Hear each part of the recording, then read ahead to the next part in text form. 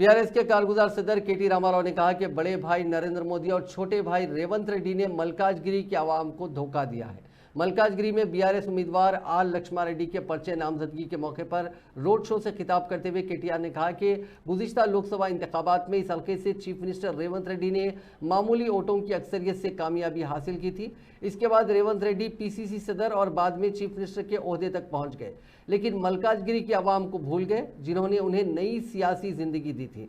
इस तरह छोटे भाई ने मल्काजगिरी की आवाम से वोट हासिल करते हुए धोखा दिया, जबकि बड़े भाई नरेंद्र मोदी ने मल्काजगिरी पार्लिमानी हल्के की तरक्की के लिए कोई फंड जारी नहीं किए। इस तरह यहां आवाम को धोखा दिया गया। केटीआर ने हल्के की आवाम से अपील की कि वो इस मरतबा बीआरएस को कामयाब बनाते हुए हल्के की तरक्की के लिए ताउन करें। स्वल्प తేడాతో కేవలం 5000 ఓట్లతో ఆనాడు రేవంత్ రెడ్డి గెలిచిండు, మనం ఓడిపోయినాం। మరి ఈ 5 ఏళ్లలో ఒకసారి ఆలోచించవలసిన అవసరం ఉంది।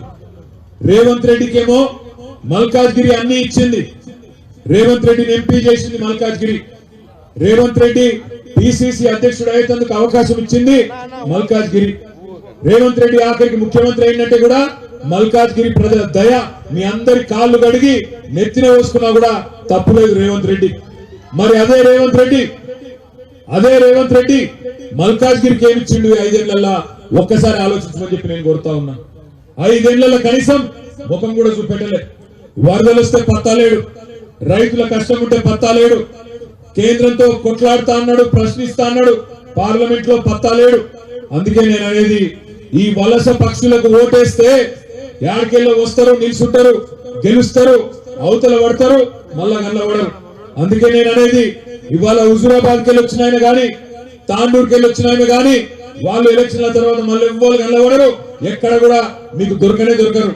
ఎన్నటికన్నా మళ్ళీ ఉండేది పక్కాగా మీ పక్కనే ఉండేది ఉప్పల్ నియోజకవర్గంలో ఇల్లు కట్టుకొని అక్కడనే పెరిగి అక్కడనే పుట్టి రేపటి రోజున